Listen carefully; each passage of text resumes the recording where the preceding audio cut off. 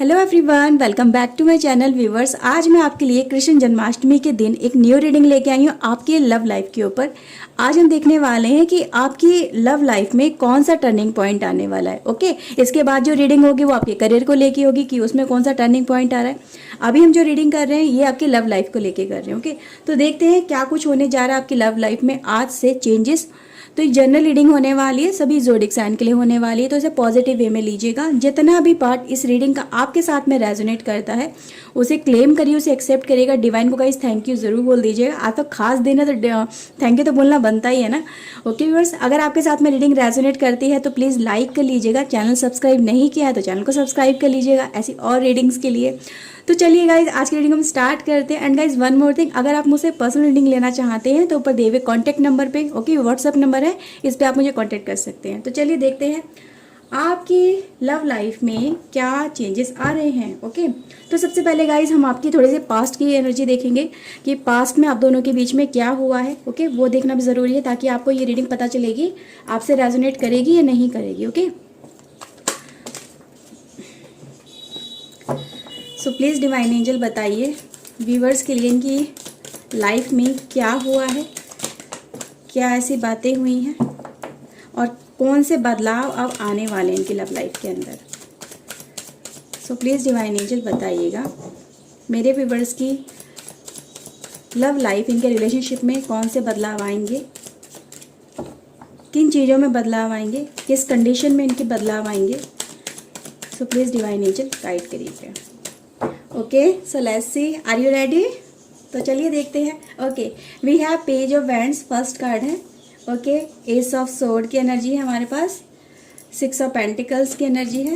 Okay, the fool की energy है viewers, and four of wands.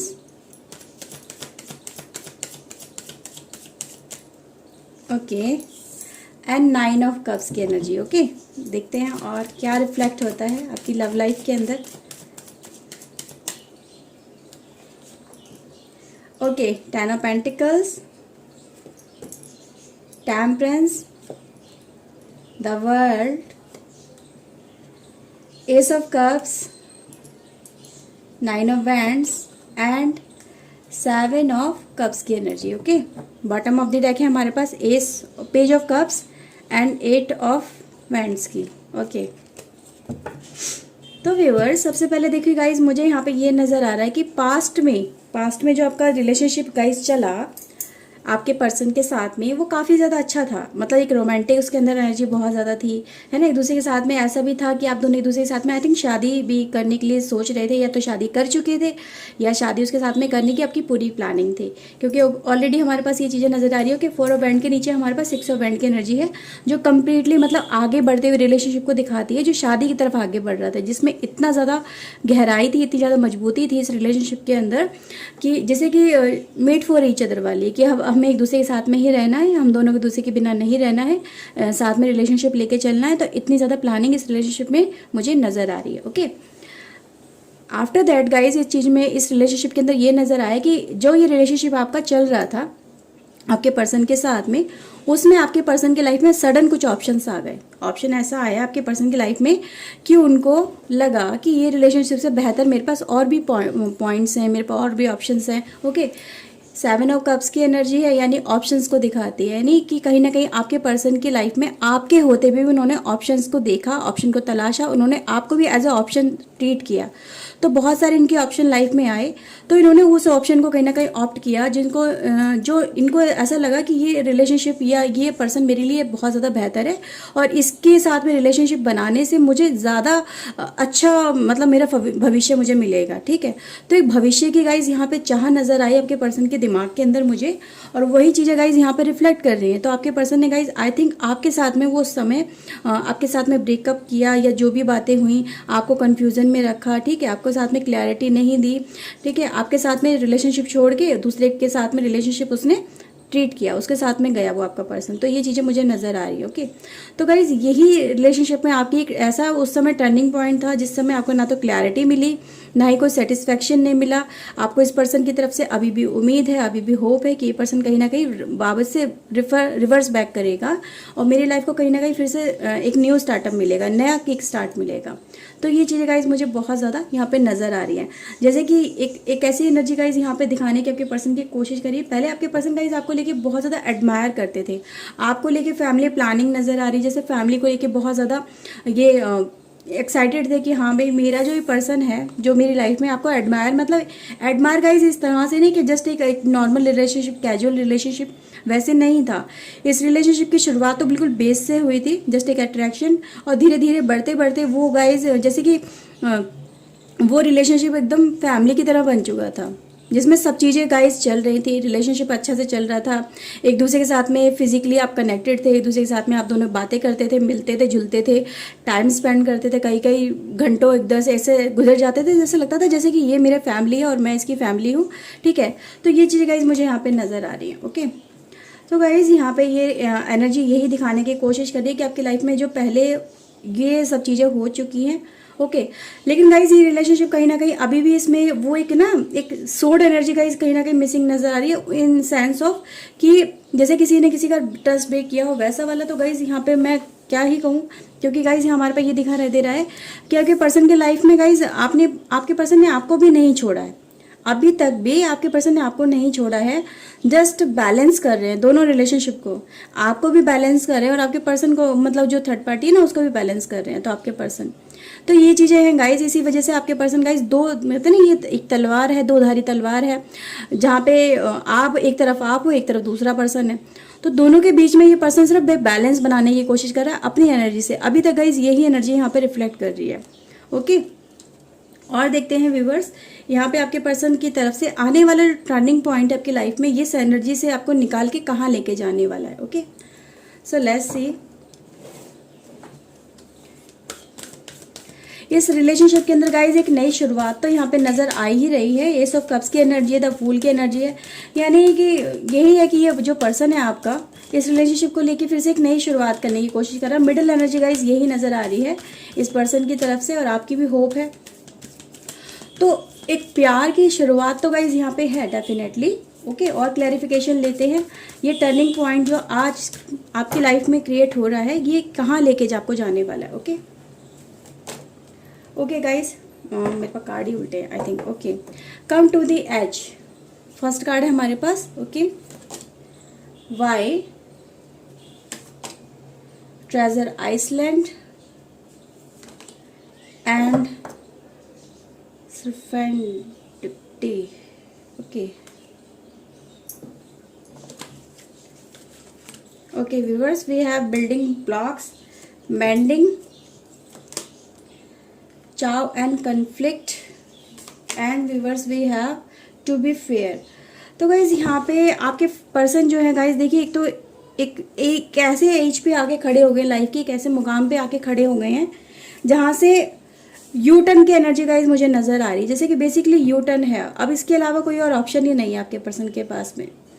U turn की energy है गाइज यहाँ पे। अब बॉटम ऑफ द डेक भी देखिएगा, लव हार्ट की एनर्जी है, यानी आपके पर्सन गाइज यहाँ पे आपको चूज कर रहे हैं फिर से मतलब एक एनर्जी गाइज जो है ना वो ऑप्शंस वाली, वो फिर से क्रिएट हो रही है आपके पर्सन के लाइफ में।